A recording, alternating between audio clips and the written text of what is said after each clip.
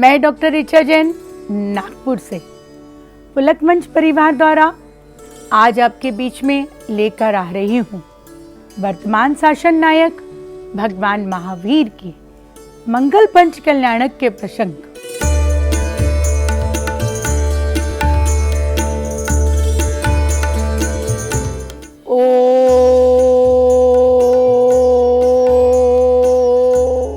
पाताल लोक में विराजमान, पृथ्वी लोक में विराजमान, आकाश लोक में विराजमान सभी जिन मंदिर की, जिन चैत्यालों की हम वंदना करते हैं, वंदना करते हैं, वंदना करते हैं। समाधि सम्राट आचार्य विद्यासागर महाराज जी, नवाचार्य आचार्य समय सागर महाराज जी, आचार्य पुष्पन सागर महाराज जी, भारत गौरव आचार्य पुलक सागर महाराज जी, इन सभी की प्रेरणा से समस्त भारत में यह 1008 भगवान महावीर का पंच कल्याणक जीवन चरित्र मैं आपके बीच में लेकर आ रही हूँ। सभी आचार संघ को मैं नमोस्तु नमोस्तु नमोस्तु करती हूँ। भगवान महावीर 24वें तीर्थंकर, वर्तमान शासन नायक का गर्भ कल्याणक, उस मंगल आत्मा को 16वें स्वर्ग से इस भरत क्षेत्र के अवतरित होने में अब 6 माह शेष थे। तब वैशाली कुंडलपुर में होने लगी रत्नों की वर्षा। यह भारत देश उसमें 2625 वर्ष पूर्व वैशाली गणतंत्र का कुंडलपुर अति शोभामान था। उसे समय भगवान पारसनाथ तीर्थंकर का शासन काल चल रहा था और उसके परम उपासक सिद्धार्थ महाराजा वैशाली गणराज के अधिपति थे। उनकी महारानी प्रियकारिणी तिशला देवी सचमुच भारत क्षेत्र की अदिति नारी रत्न थी। वैशाली कुंडलपुर की शोभा अयोध्या नगरी जैसी थी। उसमें तीर्थंकर के अवतार की पूर्व सूचना से संपूर्ण नगरी की शोभा में वृद्धि हो गई। जिस प्रकार मिथ्या से सम्यक तत्व की तैयारी होने पर आत्मा का रूप बदल जाता है और आनंद की उमरियां उठने लगती हैं, जिन राज के अवतार से तैयारी से समस्त वैशाली की शोभा में आश्चर्यजनक परिवर्तन होने लगा। प्रजाजनों में सुख समृद्धि एवं आनंद की वृद्धि होने लगी। महाराजा सिद्धार्थ के प्रांगण में प्रतिदिन 3 बार 3.5 करोड़ रत्न की वर्षा होती थी। नागार्जुन नगरी में दिव्य शोभा तथा रत्न वृष्टि देखकर विस्मित होने लगे कि अरे, इस नगरी में कौन ऐसा पुण्यवान पुरुष है जिसके गृह आंगन से प्रतिदिन ऐसे रत्नों की वर्षा होती है। जब किन्हीं अनुभवी पुरुषों से बतलाया कि आपकी नगरी में अंतिम तीर्थंकर अवतरित होने वाले हैं, उसी की तैयारी के लिए यह चिन्ह है। मात्र अपनी नगरी का नहीं परंतु सारे भारत क्षेत्र का भाग्योदय होने वाला है। महारानी तिशला देवी में भी अंतरंग एवं बहिरंग में कोई अद्वितीय परिवर्तन होने लगा। महान आनंद की अव्यक्ति अनुभूति उनके अंतर में होने लगी। आषाढ़ शुक्ल षष्ठी की रात्रि में पिछले पहल महल के माता अति उत्तम मंगल सूचक 16 सपना माता देख रही है। ऐरावत हाथी, वृषभ सिंह, लक्ष्मी 2 मंगल मालाएं, चंद्र, सूर्य, मीन युगल 2 मंगल कलश, सरोवर, समुद्र, सिंहासन, देव विमान, नागेंद्र भवन, रत्न राशि, निर्धन अग्नि, ऐसे सपने माता देख रही है। इस समय प्रभु महावीर का मंदिर मंगल आत्मा 16 स्वर्ग से चय करके प्रियकरी माता के उदर में अवतरित हुई। आज त्रिशला देवी के हर्ष उल्लास का पार नहीं था। अब राजसभा में भी सिद्धार्थ महाराज के श्री मुख से उन सपनों का महान फल सुना कि 24वें तीर्थंकर का उनके गर्भ में अवतरण हुआ है। तब तो उन्हें किसी उचित निदान की प्राप्ति हुई, जैसे अपार हर्ष हुआ। सारी नगरी में भी चारों ओर आनंद छा गया। इन दिनदानी ने भी वैशाली आकर माता पिता का सम्मान किया। धिक कुमारियां देवियां त्रिशला माता की सेवा करने लगी। देव तो ठीक नरक के जीवन में भी 2 घड़ी सातक की वेदना कम हो गई। उसे तीर्थंकर महिमा जानकर गहरे विचार में मग्न होने से उनके जीवन चेतना विभूति को लक्षित करके सम्यक दर्शन का प्राप्त हुए। धन्य है तीर्थंकर के कल्याणक का प्रभाव और धन्य है उनको देखने वाले माता के उदर में विद्यमान वह जीव। आप पर्याप्त दशा में जहां अभी हाथ पांव तथा आँख कान की भी रचना नहीं हुई थी, वे शुद्ध मति सुत अवधि 3 ज्ञान के धारी थे। सम्यक दृष्टि आत्म अनुभूति के वैभव सहित अतीन्द्र आनंद का परिगमन हो रहा था, इसलिए वह आत्मा कल्याण रूप था। उनकी वह गर्भावस्था भी कल्याणकारी थी। उस समय की भी उनकी देहातीत आत्मदशा तो यथार्थ स्वरूप जान ले उसका कल्याण हो जाए। उसके शरीर एवं आत्मा का भेद ज्ञान होकर अतीन्द्र ज्ञान अतीन्द्र सुख हो जाए, इसका नाम है गर्भ कल्याणक। वैशाली में प्रभु जन्म के पूर्व चारों ओर नूतन आनंद का वातावरण छा गया।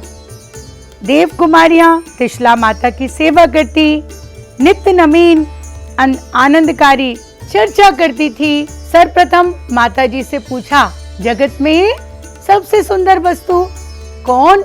देवी ने तुरंत उत्तर दिया, शुद्ध आत्म तत्व।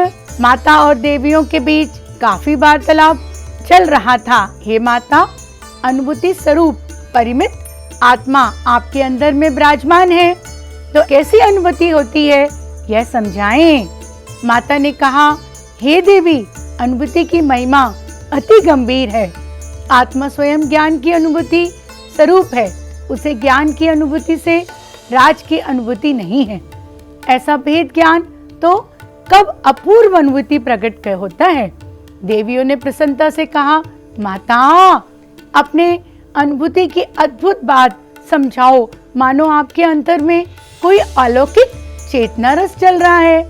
ये आपके अंतर में विराजमान तीर्थंकर की आत्मा का चिंतनीय महिमा है। उन तीर्थंकर की गोद में लेकर हम कृतज्ञ हो जाएंगे।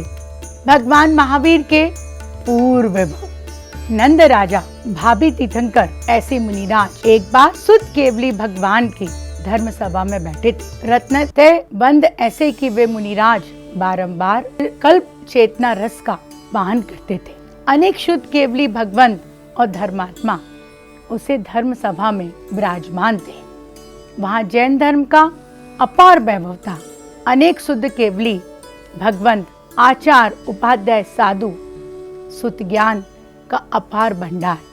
ऐसी सभा अनुपम जिनवाणी वह सर्व जिन वैभव एक साथ देखकर आप अपने चरित्र नायक को परम धर्म भावना भक्ति एवं वात्सल्य की कोई ऐसी अचित परम अद्भुत भाव उल्किष्ट हुए कि वही शुद्ध केवली के चरणों में बैठे बैठे ही उन्हें त्रिलोक पूजता के हेतु रूप ऐसा तीर्थंकर नाम कर्म बनना प्रारंभ हो गया।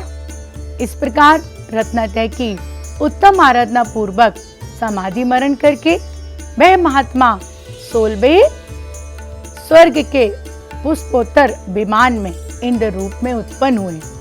वहां भी यद्यपि पूर्ण जनित दीप इंद्रियां सुखों के सागर में रहते थे, तब भी उन महात्मा को मोक्ष सुख की भावना के लिए वे मनुष्य लोक में आने की तैयारी हुई। चलिए अब चलकर देखेंगे भगवान महावीर का जन्म कल्याणक। 2526 वर्ष पहले भगवान महावीर का जन्म हुआ था। चैत्र शुक्ल त्रयोदशी के मंगल दिन वैशाली कुंडलपुर में भगवान महावीर का अवतार हुआ है। उसका संपूर्ण 526 तारीख 28 मार्च सोमवार को समस्त ग्रह सर्वोच्च स्थान में थे। ज्योतिषी विज्ञान के अनुसार ऐसा उत्तम योग 10 कोड़ा कोड़ी सागर रोपण में 24 बार ही आता है और वीर प्रभु ही यह जन्म कुंडली उनके बाल ब्रह्मचारी बन सूचित करती थी। तीर्थंकर का अवतार होते ही तीनों लोक में आश्चर्यकारी आनंद से फल फूल उठे इंद्र ऐरावत हाथी लेकर जन्मोत्सव मनाने आ पहुंचे। एक देव पराय में असंख्य तीर्थंकर का जन्म अभिषेक करने वाले इंद्र अभिषेक के अवसर पर किसी न्यूनतम आनंद का अनुभव करते हैं। भक्ति भावना से प्रेरित होकर वह सौधर्म स्वयं एक होने पर भी अनेक रूप धारण करके जन्मोत्सव मनाने हेतु तत्पर हुए। सच्ची इंद्राणी ने भी हर्ष का पार नहीं था, जिन्हें बाल तीर्थंकर का गोद में लेने का प्रबल उत्कंठ था। ऐसे पर इंद्राणी कुंडलपुर में प्रवेश करके तुरंत ही जिन मंदिर में गई। सिद्धार्थ राजा के नधाव्रत राजमहल में द्रब्जिन का अवतार हुआ है और वह द्रब्जिन वहां विराजमान होने से पुरनकरों ने उसे राजमहल को भी जिन मंदिर कहा। वहां प्रवेश करके बाल तीर्थंकर का मुख देखते ही आनंद से उनका अंतर नाच उठा। देवी पराय में संतान नहीं होती, परंतु मुझे तो इन तीर्थंकर समान पुत्र को गोद में लेने का सौभाग्य प्राप्त हुआ है। इस प्रकार परम हर्ष पूर्वक उन बाल तीर्थंकर को हाथों में लेकर वह इंद्राणी चैतन्य की अद्भुत का अनुभव करने लगी। प्रभु के स्पर्श से तो मैं धन्य हो गई। अब मैं स्त्री पर्याय का छेद करके मोक्ष प्राप्त करूंगी। ऐसी आत्मा सहित उन बाल प्रभु के इंद्र को हाथ में दिया और इंद्र भी प्रभु का रूप देखकर ऐसे आश्चर्यचकित हुए कि एक साथ 1000 नेत्र बनाकर उसे रूप को निहारने लगे। जिस प्रकार मोक्ष अभिलाषी जीव अत्यंत ज्ञान के स्पर्श से 9 आत्मधारा में अलौकिक रूप का निरीक्षण करता है और वह आनंदित होता है, उसी प्रकार हरि ने हजारों नेत्रों द्वारा प्रभु के रूप को देखकर अति प्रसन्न हुए। उसी समय होने वाली दीप वृष्टि से ऐसा लग रहा था कि मानो आकाश में सुंदर उद्यान खिल गया हो। इस प्रकार अद्भुत जिन महिमा देखकर तथा चैतन्य की आचिंतने के लक्ष्यगत करके अनेक जीव सम्यक तत्व को प्राप्त हुए। अति शोभामान शाश्वत मेरु पर्वत जिन मंदिर के जन्म अभिषेक से अत्यधिक सुशोभित हो उठा, अथवा ऐसे कहो कि जिन राज ने आकर मेरु की शोभा का हरण कर लिया। मेरु पर स्थापना रूप जिन तो सदा शाश्वत विराजते हैं। तदुपरांत आज तो द्रव्य जिन तथा असंत भव जिन वहां पधारे थे। फिर गौरव की क्या बात। देवगण भक्ति से नाच उठे और मुनिवर चैतन्य की आगाध महिमा का चिंतन करते करते ध्यान मग्न हुए। पारसनाथ प्रभु के मोक्ष गमन के 178 वर्ष में भगवान महावीर प्रभु का जन्म हुआ। उनके शरीर में 1008 उत्तम लक्षण थे। मेरु पर जन्म अभिषेक के पश्चात प्रभु की शोभा यात्रा लेकर इंद्र वैशाली कुंडलपुर लौटे और माता पिता को उनका पुत्र सौंपते हुए कहा, हे जगत पूज माता जी, हे महाराजा, त्रिलोक पूज पुत्र को पाकर आप धन्य हुए हैं। वे मोह को जीतने में हैं, वीर हैं और धर्मतीत का उद्योत करने वाले हैं। इस प्रकार स्तुति करते हुए इंद्र तो माता पिता का सम्मान कर रहे थे, परंतु माता त्रिशला का ध्यान उसमें नहीं था। वे तो बस पुत्र को देखने में तल्लीन थी। जिस प्रकार स्व अनुभूति में प्रथम बार ही चैतन्य का अतीन्द्र देखकर जीव का चित्त अपूर्व आनंद के वेदन में लग जाता है, उसी प्रकार पुत्र का भी अद्भुत रूप देखकर त्रिशला माता का चित्त अनुपम आनंद से तृप्त हो गया। इन दिनदानी ने तांडव नृत्य करके अपना हर्षोल्लास व्यक्त किया। इस प्रकार प्रभु के जन्म कल्याणक का भव्य उत्सव करके देवगण अपने स्वर्गलोक में चले गए, किंतु कितने ही छोटे बच्चों का रूप धारण करके वीर कुंवर के साथ वही कीड़ा करने हेतु रुक गए।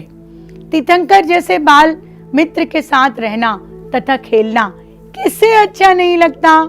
वहां उसमें तो बड़ा ही आनंद आएगा। उन देवों को कुमार ने के साथ कीड़ा करते हुए वीर कुमार को देखकर उन्हें देव कौन है और मनुष्य कौन है उसका पता ही नहीं चलता था। वीर कुमार का जन्म होने से वैशाली सर्व प्रकार से बुद्धिगत होने लगी, उसका वैभव भी बढ़ने लगा और आत्मा अच्छा भी। इसलिए माता पिता भी प्रजाजनों ने वीर कुमार का जन्म होने से वैशाली सर्व प्रकार से बुद्धिगत होने लगी, उसका वैभव भी बढ़ने लगा और आत्मगुण भी। इसलिए माता पिता एवं प्रजाजनों ने वर्धमान नाम से संबोधन किया। वीर वर्धमान कुमार 2 वर्ष के बालक होने पर भी 3 ज्ञान से गंभीर हैं और आराधना सहित श्रेष्ठ जीवन जीते हैं। उनकी बाल कीड़ाएं निर्दोष हैं। अभिज्ञान आत्मज्ञानी में महात्मा ऐसे विशिष्ट 6 सम लेकर आए थे कि किसी शिक्षक के पास कोई विद्या पढ़ने के शेष नहीं रहा। जगत की चेतन विद्या पढ़ने वाले वह स्वयं बुद्धि भगवान स्वयं सर्व विद्या से पारंगत हैं। उनके शरीर की ऊंचाई 1 धनुष 6 फुट की थी, रंग पीला स्वर्ण जैसा था, 72 वर्ष की आयु थी और तीनों लोक में सबसे सुंदर अद्भुत रूप था।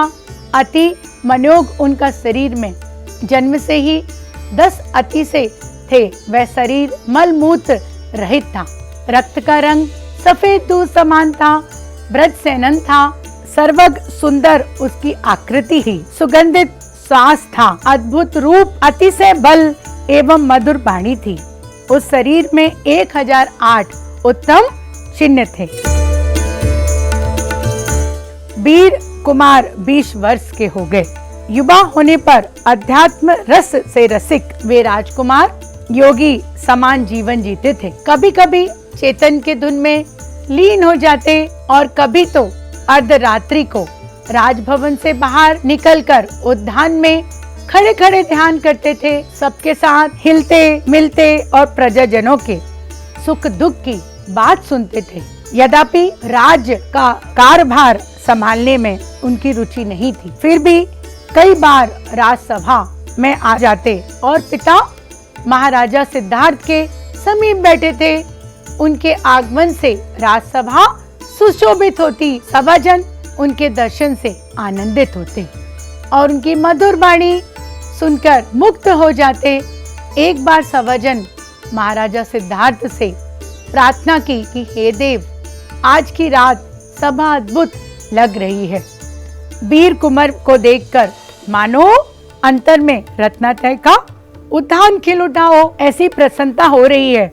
उनके श्री मुख से हम सब आत्म तत्व की महिमा सुनना चाहते हैं।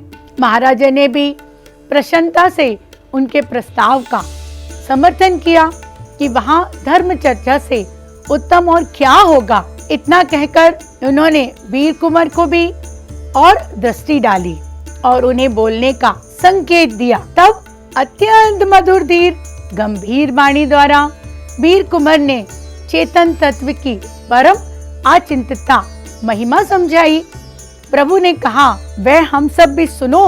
अहो, चेतन तत्व स्वयं आनंद स्वरूप है। उद्गल पिंड शरीर से चेतन आत्मा भिन्न है। अब इंद्रियों से परे चेतन रूप है और चेतना द्वारा ही उसका स्व संवेदन होता है। किन्हीं ब्रह्म चिन्हों से अथवा इंद्रियां ज्ञान द्वारा उसका ग्रहण नहीं हो सकता, इसलिए वह अली ग्रहण है। वहाँ आत्मा के अपार वैभव का मधुर संगीत सुनकर सभाजन शांत रस से निमग्न हो जाते हैं। आज की धर्म चर्चा में इतने तन्मय हो गए कि किसी को उठने का भी मन नहीं होता था। अब हम देखेंगे किस तरह से बैरागी वर्धमान ने विवाह से इनकार किया। एक तो राजपुत्र और दूसरे उसमें युवा अवस्था होने पर उनके चित्त में कोई वासनाएं का उद्भव नहीं होता था। वह अपनी चेतन मस्ती में मस्त हैं। शरीर के दीप रूप के साथ साथ उनकी चेतना का रूप भी निखरता जा रहा था। वीर प्रभु के शरीर के प्रति व्यक्ति भी ज्यों-ज्यों शरीर का रूप बढ़ता जा रहा था, त्यों तो वीर प्रभु के शरीर के प्रति विरक्ति भी बुद्धिगत हो रही थी। आहा, देह की वृद्धि होने पर भी देह के प्रति ममत्व में वृद्धि नहीं हो रही थी। वैशाली गर्दन के श्रृंगार रूप वर्धमान कुमार की वीरता एवं रूप गुण संपन्नता युवा अवस्था को देखकर अनेक राजाओं की ओर से अपनी राजकुमारी का विवाह का वर्धमान कुमार से करने के लिए महाराजा सिद्धार्थ के पास मंगनी आने लगी। एक बार कलिंग देश के चंपापुर के महाराजा जितशत्रु की ओर से संदेश लेकर एक राजपूत वैशाली कुंडलपुर में आया और उत्तम भेंट द्वारा महाराजा तथा वीर कुमार का सम्मान करके कहने लगा, हे महाराजा, हमारे महाराजा की राजकुमारी यशोदा रूप गुण संपन्न है। जैसे उत्तम धर्म संस्कार हैं, वैसे ही अद्भुत रूप यौवन है। श्री वीर कुमार के उत्तम गुणों से आकर्षित होकर हमारे महाराजा ने राजकुमारी यशोदा का विवाह वीर कुमार के साथ करने का निश्चय किया है। यह प्रस्ताव लेकर मैं आपके सेवा में उपस्थित हुआ हूँ। सिद्धार्थ महाराजा ने दूत की बात सुनकर प्रसन्नता व्यक्त की और उसको सम्मान किया। वह त्रिशला माता ने यह बात सुनी, तब उन्हें हार्दिक प्रसन्नता हुई और कलिंग देश की अनुपम सुंदरी राजकुमारी यशोदा से विवाह करने हेतु वीर कुमार की सम्मति मांगी। जब माताजी ने यशोदा सुंदरी के साथ विवाह का प्रस्ताव रखा, तब वीर क्षण भर तो माता के समक्ष देखते रह गए। माता के हृदय को आघात न हो, उस अथाह गंभीरता से मुस्कुराते हुए कहा, हे माता, आपका पुत्र प्रेम अपार है, किंतु अपने प्रिय पुत्र को संसार बंधन में बांधने का मोह ना करें। आप जानती हैं कि इसी भाव में मुझे अपनी मोक्ष साधना पूरी करनी है। आयु अल्प है, यहाँ विषय कसाओं के पिंजरे में बंद हो जाना मुझे योग्य नहीं है। इसलिए हे माता जी, आप भी मोह छोड़े और मेरे विवाह की बात ना करें, और वीर मेरा पुत्र और मैं उसकी माता, ऐसी मोह दृष्टि से मुझे ना देखें, परंतु अल्पकाल में ही आत्मा का मोक्ष को साधने वाला ऐसे तत्व दृष्टि से देखो। अपने लाडले पुत्र के मुंह विवाह की अभिलाषा किस माता को नहीं होती। वैरागी वीर कुमार की बात सुनकर त्रिशला माता के हृदय में आघात हो लगा, परंतु वे तो यथार्थ परिस्थितियों को जानती थी, महावीर की दृढ़ता से परिचित थी। वे समझ गई कि वीर कुमार को विवाह के लिए समझाना कठिन है। उन्होंने विचार किया कि जो पुत्र महावीर कह रहा है वही योग्य है। मेरा पुत्र विवाह करके संसारिक बंधों में बंध जाए, उसकी अपेक्षा लाखों भव जीवों का उद्धार करे, मुक्ति सुंदरी का वरण करे, यही उचित है, उत्तम है। ऐसा समझाते हुए पुत्र मोहबस माता का हृदय पुकार उठा कि बेटा, तेरी बात सच है, परंतु अभी तेरी युवा अवस्था है, इसलिए विवाह करके ग्रस्त आश्रम चलाओ, फिर संसार छोड़कर धर्म तीर्थ चलाना। तुमसे पूर्व ऋषभ आदि तीर्थंकरों ने भी ऐसा ही किया था। महावीर ने कहा, माँ, समझाते हुए भी तुम पुत्र मोह के कारण ऐसा कह रही हो।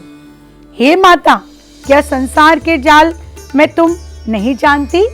देखो तो सही कितना दुख है। यह विषयाधीन संसार, इससे तो जितना जल्दी छूटा जा सके उतना अच्छा है। हे माता, इस संबंध में ऋषभ तीर्थंकर का उदाहरण मेरे लिए उचित नहीं है, क्योंकि उनकी आयु तो करोड़ों वर्ष की थी। मेरी आयु तो माँ 72 वर्ष की है और उसमें भी 30 वर्ष तो व्यतीत हो चुके।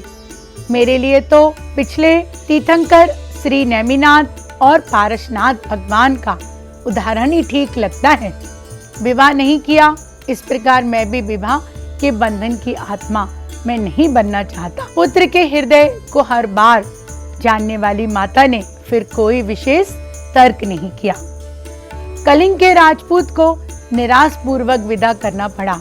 हाँ, परंतु वीर कुंवर ने यशोदा कुमारी के लिए एक अमूल भेंट भेजी। वह भेंट अर्थात उत्तम बैराग जीवन जीने का महान आदर्श। यशोदा कुमारी ने भी बड़े उत्साह पूर्वक उस महान आदर्श को स्वीकार किया और राजुल की भांति बैराग पूर्वक अपना जीवन आत्म साधना के मार्ग में लगाया।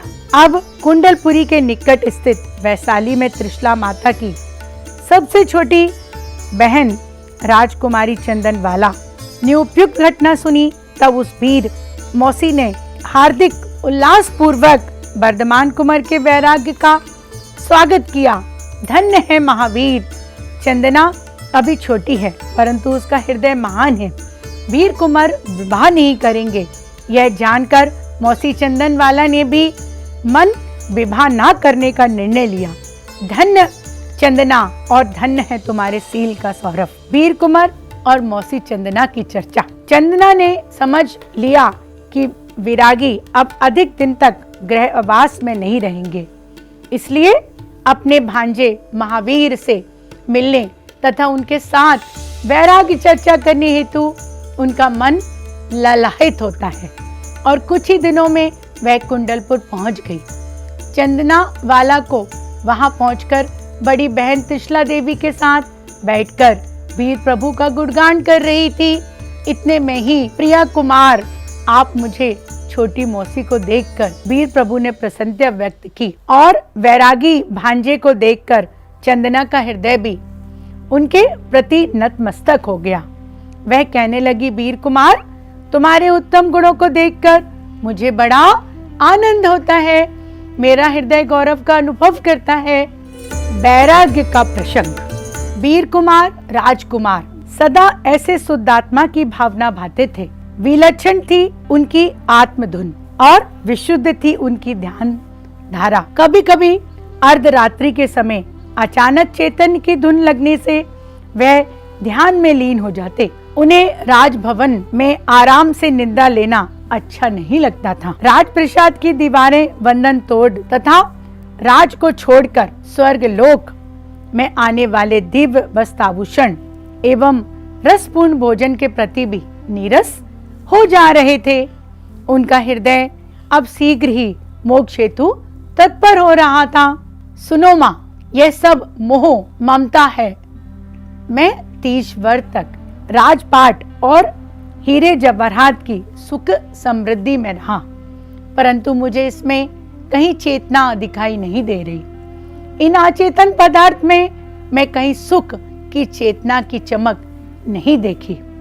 हे माता, ये सब छोड़कर मैं कहीं दुखी होने वाला तो नहीं हूँ, उल्टा इसमें रहकर तो सुख में भोगता हूँ। उसकी अपेक्षा कोई विशेष सुख मुझे प्राप्त होने वाला है और तुम देखने की तुम्हारी इन अचेतन हीरों की अपेक्षा कोई अपूर्व अमूल महान त्रिलोक प्रकाश चेतना रत्न लेकर मुझे भी समय पश्चात में परमात्मा बनकर वैशाली में आऊंगा। वीर कुमार की बातें सुनकर त्रिशला माता को हार्दिक प्रसन्नता होती थी। अरे, इन समय भी मेरे पुत्र का ज्ञान कितना विकसित है। उसकी चेतन युक्त बाणी मन भरकर सुन लूं। ऐसे सोचकर माता पुत्र ने हृदय खोल खोल कर आत्म साधना के विषय में अनेक प्रकार की चर्चाएं की। भगवान महावीर का अब हम देखेंगे बैराग और दीक्षा प्रसंग। आज पूरी रात राजकुमार वर्धमान चेतन की अनोखी धुन में निद्रा का तो नाम ही नहीं था। उपयोग बारंबार चेतन की अनुभूति में स्थिर हो जाता। 30 वर्ष के राजकुमार का चित्त आज अचानक ही संसार से विरक्त हो गया। आज प्रातःकाल महावीर ने सिद्धों का स्मरण करके आत्मा का ध्यान किया। आज उनके वैराग्य की धारा कोई अप्रतिम थी। विशुद्धता में बुद्धि हो रही थी। उपयोग क्षण भर में अंतर्मुख निर्कल्प हो जाते और पुनः बाहर आ जाते। बारंबार ऐसी दशा को झूलते हुए प्रभु के मति ज्ञान में सहसा कोई विशिष्ट निर्मलता झलक उठी। उनको जाति स्मरण हुआ। स्वर्ग लोक के दिव्य दृश्य देखकर चक्रवर्ती का वैभव दिखा, सिंह देखा, सम्यक तत्व का बोध देते हुए मुनिवर दिखे। उसमें पूर्व की नरक गति भी दिखी। इस प्रकार अनेक पूर्व भव देखकर तुरंत वीर प्रभु का चित्त संसार से विरक्त होकर जीन दीक्षा लेने हेतु उदित हुआ। अरे कहाँ वे नरक के घोर दुख और कहाँ वे स्वप्नानुभूति का सुख, कहाँ वे से पर्याय से हिंसा और क्रूरता और रोध परिणाम, और कहाँ वे सम्यक तत्व की शांति। दोनों में अटूट रहने वाले एक महान ज्ञान भाव में हूँ। ऐसे अपने एकत्व की चिंतन करते हुए बारंबार निर्कल्प होते गए। बारंबार इतनी अधिक निर्मलता एवं निर्कल्पता होती कि बस अब शुद्ध उपयोग मुनि दशा के बिना यह जीव रह नहीं सकेगा। इस प्रकार महावीर ने अपने मन को दीक्षा का निर्णय किया। महावीर का निर्णय अर्थात अचल निर्णय, महावीर का निर्णय अर्थात दीक्षा ग्रहण का दृढ़ निर्णय किया और परम विरक्त चित्त से एक बार निकल्प अनुभूति में लीन हो गए। राजकुमार सिंहासन पे बैठे, चैतन्य की गंभीरता में ऐसे लीन कि दुनिया का लक्ष्य ही नहीं रहा। अरे त्रिशला माता आकर सामने खड़ी है, उनका भी उन्हें लक्ष्य नहीं है। माता तो देखते ही रह गई। महावीर ने नेत्र खोलकर तो देखा कि सामने माता खड़ी है। माता को देखकर उनके वैराग्य मुद्रा किंचित मुस्कुरा उठी। माता ने स्नेह से पूछा, बेटा वर्धमान, आज तुम इतने विचार मग्न क्यों हो? तब वीर कुंवर के मुख से गंभीर वाणी निकली, हे माता, आज प्रातः जाति स्मरण में मैंने अपने पूर्व भव देखे। अब मेरा चित्त सब ओर से विरक्त हुआ है, इसलिए आज ही इस संसार सागर को छोड़कर मैं मुनि दीक्षा अंगीकार करूंगा और शुद्ध उपयोग द्वारा अपने निज परमात्मा को साधूंगा। अभी तो राजकुमार के मुख से दीक्षा लेने के उद्गार निकल ही रहे थे कि उधर इंद्र सभा में खलबली मच गई। इंद्र का इंद्रहासन डोल उठा। प्रभु के दीक्षा कल्याणक का अवसर जानकर देवगण वैशाली में आ पहुंचे। लोकांकित देवों ने आकर प्रभु की स्तुति की। वैराग्य भावना से निमग्न प्रभु की दृष्टि उठाकर लोकांकित देवों की ओर देखा। आहा, वैरागवन उत्तम साधकों का वह मिलन चैतन्य की परम गंभीर शांति युक्त है। उस मिलन से परस्पर दोनों के वैराग्य की पुष्टि हुई। प्रजाजन यह सब खड़े आश्चर्य से देख रहे थे। देवेंद्र ने प्रभु का दीक्षा कल्याणक मनाने हेतु प्रथम उनका देवी श्वेत वस्त्रों से श्रृंगार किया। प्रभु का वह वस्त्र धारण करना अब अंतिम था। अब वे पुनः कभी कोई वस्त्र धारण नहीं करेंगे। एक और देवों का श्रृंगार रस और दूसरी ओर बैरागी प्रभु का शांत रस। उत्कर्ष श्रृंगार और उत्कर्ष बैराग से मानो प्रतियोगिता हो रही हो। अंत में श्रृंगार रस की पराजय और बैराग रस की विजय। प्रभु तो राग में वस्त्रादि श्रृंगार का परित्याग करने तथा बीतरागी शांत रस को अंगीकार करने हेतु वन में जाने को खड़े हो गए और उत्तम बैराग भावना के चिंतन पूर्वक चंद्रप्रभा नाम की शिविका में अरुण हुए। हम स्वर्ग से प्रभु का दीक्षा कल्याण मनाने हेतु इसलिए पालकी पहले हम उठाएंगे। तब मनुष्य की ओर से राजाओं ने कहा कि हरदेव, हम मेरु पर्वत पर नहीं जा सकते थे, किंतु इस चरित्र के प्रसंग में तो हमारा ही अधिकार बनता है, क्योंकि प्रभु हमारे मनुष्य लोक के हैं। इसलिए प्रभु के चारित्र दशा के अवसर पर तो हम ही पालकी उठाएंगे। इस विवाद में वे भी कोई मार्ग निकालें। प्रभु महावीर बोले, चारित्र में जो मुझे साथ दे सके, जो मेरे साथ चारित्र दशा अंगीकार कर सके, वह पहले 7 डग पालकी उठाएगा और फिर दूसरे। बस हो गया निर्णय। इस प्रकार पहले राजा पालकी उठाकर 7 डग भूमि पर चले, फिर 7 डग तक विद्याधर राजा चले, तत्पश्चात देव पालकी उठाकर आकाश मार्ग से चले। हजारों लाखों नर नारी वैराग्य भावना भाते हुए प्रभु के साथ वन की ओर चले, वन की ओर चले। गंगा नदी के पश्चिम तट पर पटना शहर के सामने वाले किनारे वैशाली कुंडलपुर के नागखंड नामक उपवन में शिविका से उतरकर प्रभु महावीर स्फटिक शिला पर विराजे। उत्तर मुख विराजमान वर्धमान कुमार ने नमः सिद्धेभ्या कहकर प्रथम सिद्धों को नमस्कार किया। इस प्रकार देहातीत सिद्धों को निकट लाकर प्रभु ने देह के आभूषण उतारे, वस्त्र भी एक एक करके उतार दिए और सर्वथा दिगंबर दशा धारण की। वर्धमान कुमार जितने देवी वस्त्रों में सुशोभित थे, उससे भी अपेक्षा दिगंबर दशा में मुनिराज महावीर अधिक सुशोभित होने लगे। रत्नत्रय द्वारा प्रभु सुशोभित हो उठे और प्रभु के आश्रय से रत्नत्रय शोभामान हो गया। मार्ग कृष्ण दशमी के शाम काल स्वयं दीक्षित होकर महावीर मुनिराज तप धारण करके चैतन्य ध्यान में लीन हो गए। आहा, दो रत्न में बुद्धिगत होकर भगवान त्रय रत्नवंत हुए, 3 ज्ञान के 4 ज्ञानवंत हुए। अनेक महान लब्धियां सेवा करने आ गई। उनकी अत्यंत ज्ञान धारा तो केवल ज्ञान के साथ केली करने लगी, मानो केवल ज्ञान ने उस समय अपने ज्येष्ठ पुत्र समान मनापूर्वक को भेजकर शीघ्र ही अपने आगमन की पूर्व सूचना दे दी। परंतु प्रभु का लक्ष्य उस मन प्रयाग की ओर अथवा दिव्य लब्धि की ओर नहीं था। वे तो अपने ज्ञान स्वरूप की अनुभूति में ऐसे मग्न थे कि मानो सिद्ध पद में विराज रहे हों। वहां ऐसी अद्भुत है उनकी शांत ध्यान मुद्रा। प्रभु की ध्यान मुद्रा से प्रेरित होकर चारों ओर हजारों भव्य जीवों भी चैतन्य का ध्यान धरने लगे।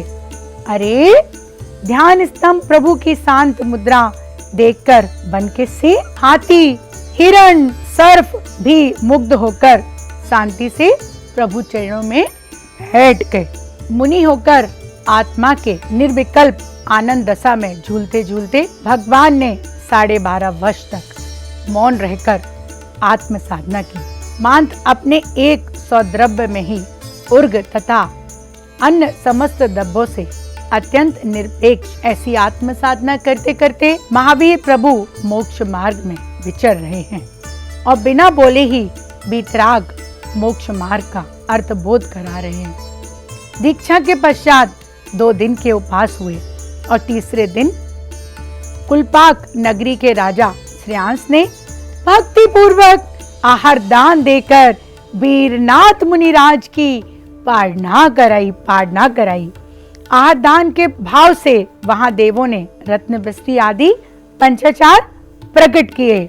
आत्मा की वीतरागी वीरता द्वारा कसाए शत्रुओं को जीतने वाले वह विजेता थे, जिन थे केवल ज्ञान प्राप्त करके जब वे धर्म गर्जना करेंगे तब उनकी हुंकार सुनकर गौतम, इंद्रभूति और सैनिक जैसे अनेक भव आत्मा चौंक उठेंगे। ऐसी मुनि दशा में झूलते हुए प्रभु महावीर उल्सित आत्मा आराधना सहित विहार करते हुए भारत भूमि को पावन कर रहे थे।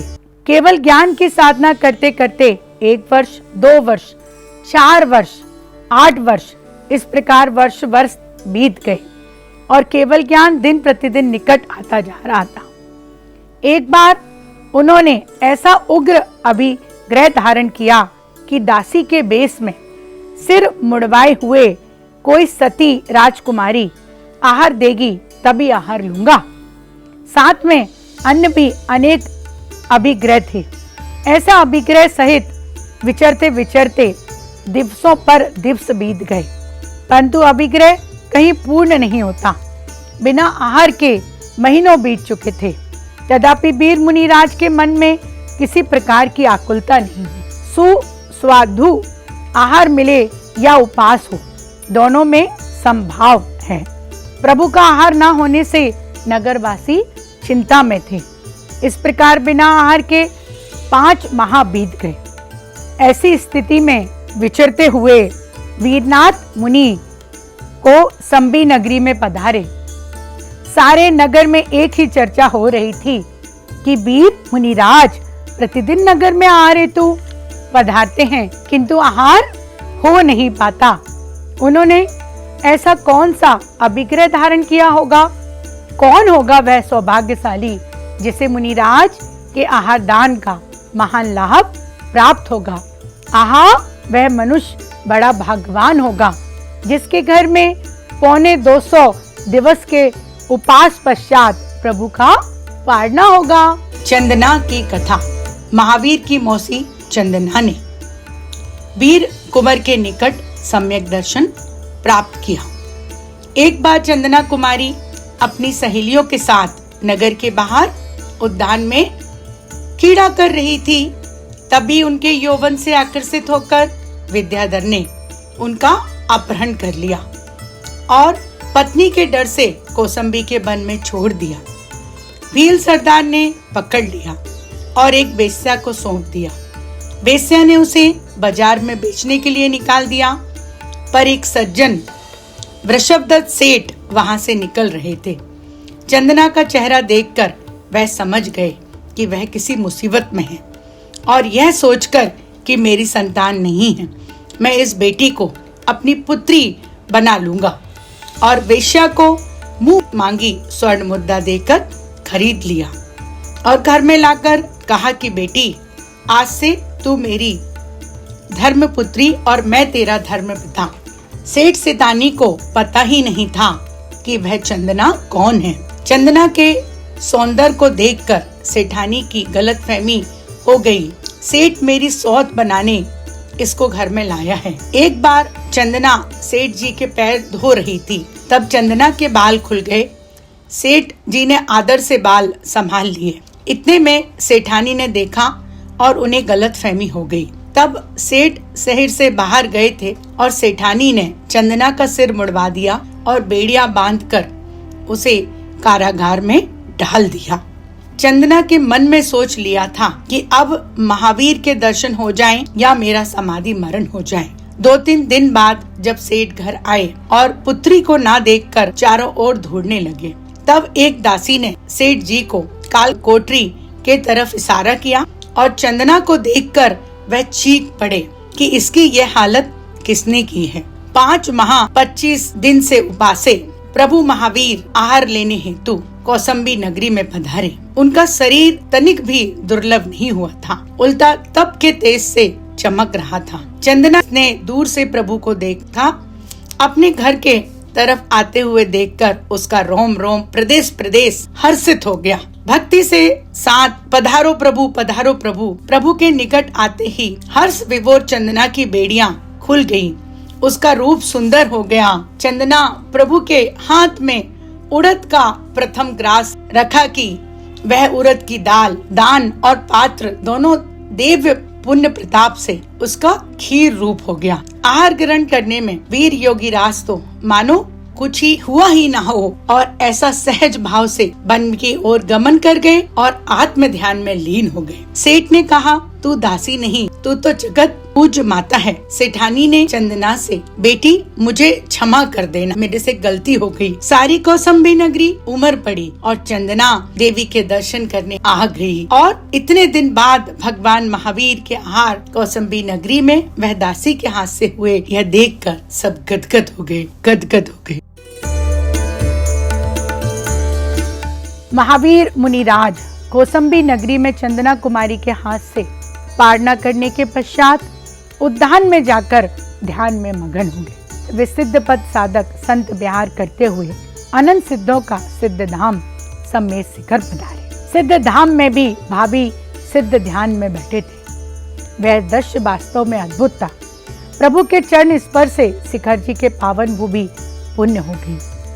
2 तीर्थ का मिलन हुआ और एक भवार तीर्थ और दूसरा स्थापना तीर्थ, अथवा एक चेतन तीर्थ और दूसरा अचेतन तीर्थ समेत शिखर तीर्थ के निकट 15-20 किलोमीटर दूर जाम्भिक ग्राम के समीप ऋतुजा बालिका नदी बहती है। जैसे सुंदर नाम वैसे ही सुंदर नदी।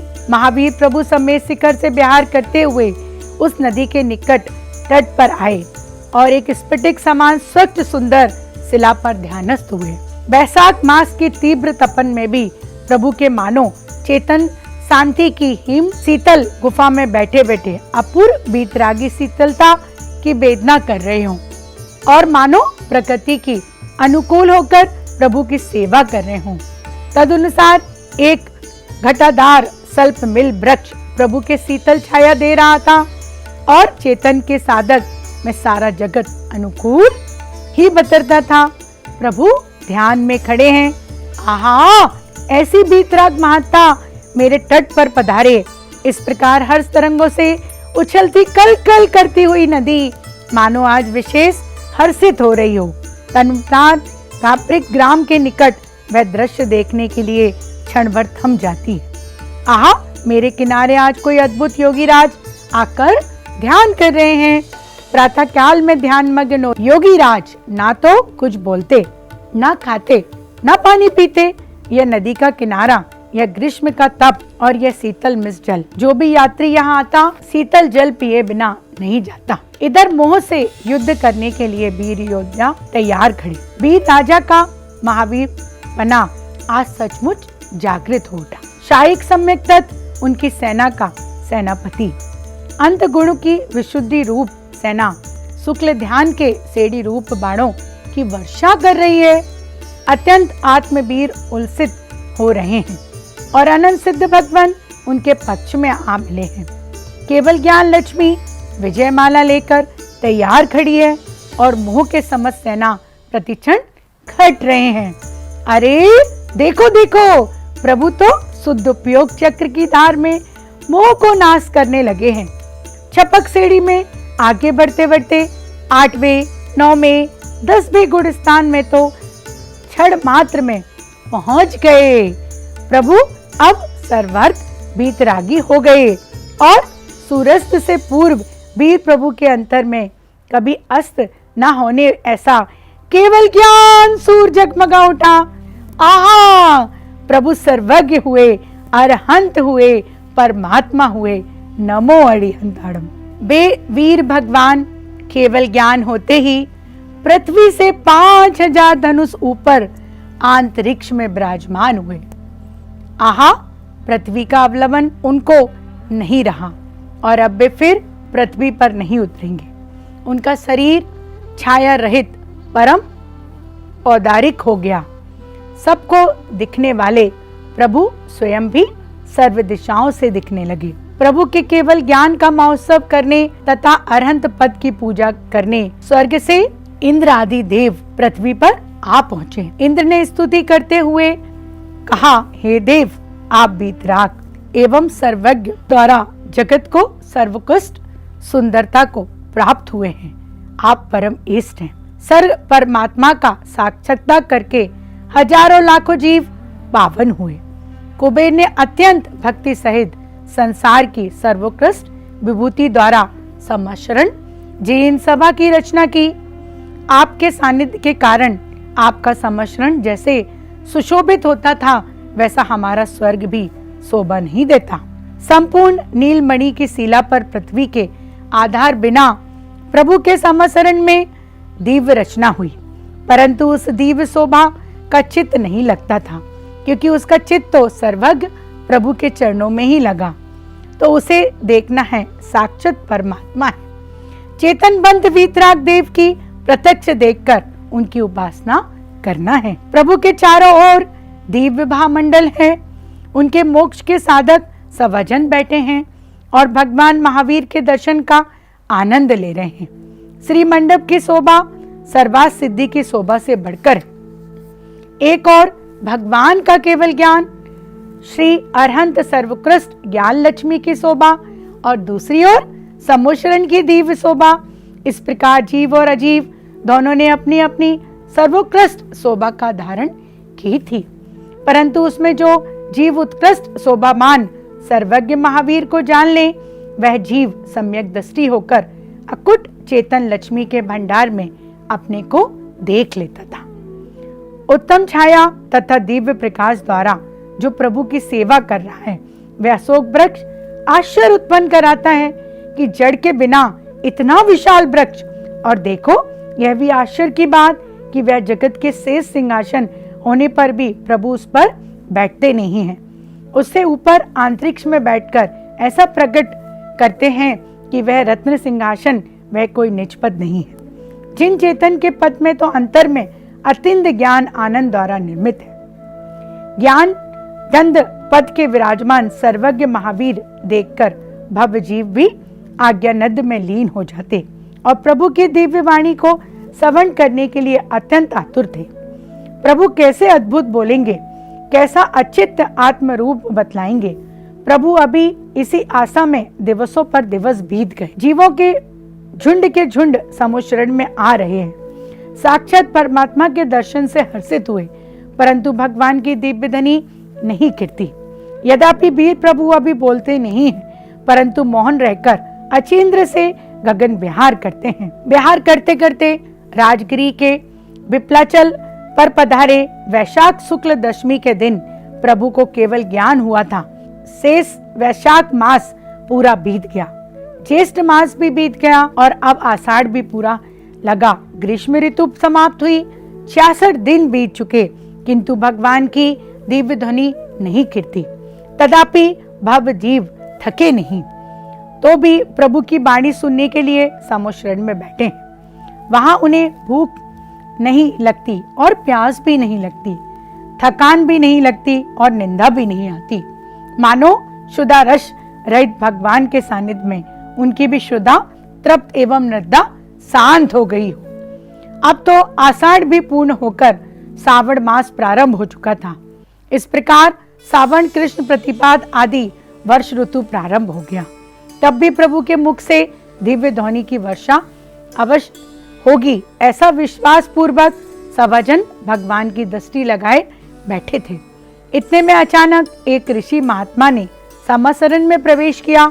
उनका नाम था इंद्रभूति गौतम। मान स्तंभ के निकट आते ही विकलित हो गया और प्रभु के दिव्यता देखने ही विनीत हो गए। आहा, ऐसी अद्भुत वीतरागता, यह आत्मा अवश्य सर्वज्ञ परमात्मा है, ऐसा विश्वास आ गया और प्रभु के पादमूल में नमीभूत होकर उसी समय उन्होंने संयम धारण किया। इंद्रराज हर पूर्वक यह सब देखते रहे और महात्मा गौतम के आनंद पूर्वक मुनिराज की सभा ले गए। जो ही मुनिराज इंद्रभूति गौतम भूति मुनिवर की सभा में जाकर प्रभु के हाथ जोड़कर बैठे कि तुरंत ही सर्वज्ञ महावीर के सर्वज्ञ से तीव्र ध्वनि खेल उठी, दीव उठी खिर गई। आहा, यह आश्चर्यकारी दीप ध्वनि सुनकर सर्व जीव आनंद में हो गए। उसमें परम चेतन तत्व का अचेतन स्वरूप श्रवण करके अनेक जीव ऐसे अंतर्लीन हुए कि तत्क्षण निर्कल्प होकर आत्मा अनुभूति करके सम्यक दर्शन ज्ञान चरित को प्राप्त हुए। इस प्रकार तीर्थंकर भगवान महावीर ने रत्नतय तीर्थ का प्रवर्तन किया, धर्मचक्र का प्रवर्तन किया। गौतम स्वामी रत्नतय संयुक्त मुनि नायक हैं। उन्हें उसी क्षण इंद्रभूति गौतम के अतिरिक्त उनके 2 भाई अग्निभूति और वायुभूति तथा सुधिदत्त, सुधर्म, मांडव, मौरपुत्र, अकंपम, अचल, मेदार एवं प्रवास ऐसे कुल 11 घटधर महावीर प्रभु के थे। इधर कौसंबी नगरी में कुमार चंदन वाला वीर प्रभु के केवल ज्ञान की प्रतीक्षा करते हुए वैराग्य में जीवन बीत रहा था। वैशाख शुक्ल दशमी के शाम काल आकाश में अचानक हजारों लाखों देव विमान देखकर उससे आश्चर्य हुआ। वह देव महावीर भगवान की जय जयकार करते हुए जा रहे थे। चंदा तुरंत समझ गई कि मेरे महावीर का केवल ज्ञान हो गया और उसी का उत्सव मनाने वह देवगण जा रहे हैं।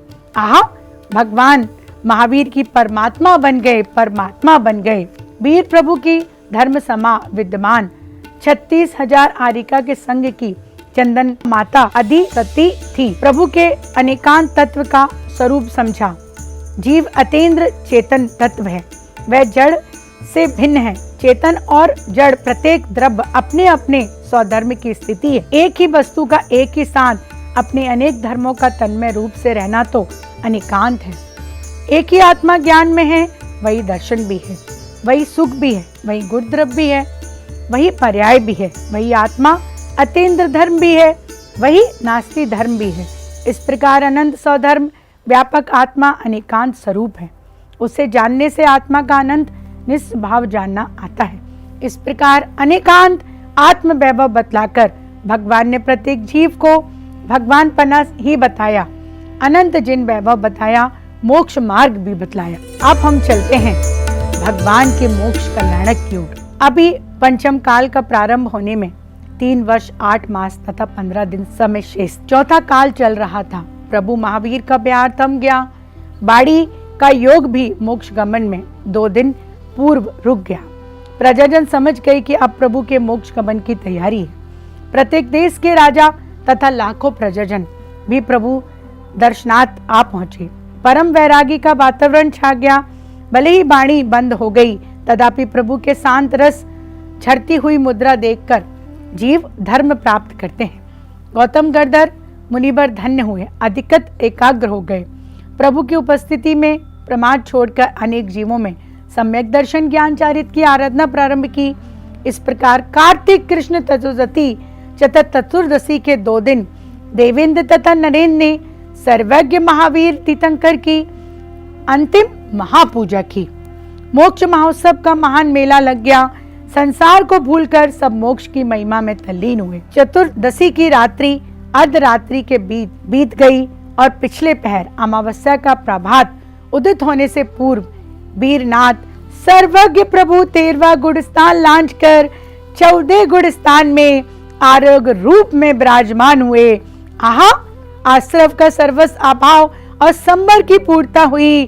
परम शुक्ल ध्यान 3रा एवं 4था प्रकट करके शेष आघाती कर्मों को संपूर्ण निर्जा प्रारंभ कर दी और क्षण मात्र में प्रभु सर्वज्ञ महावीर मोक्ष भाव रूप परिणत हुए।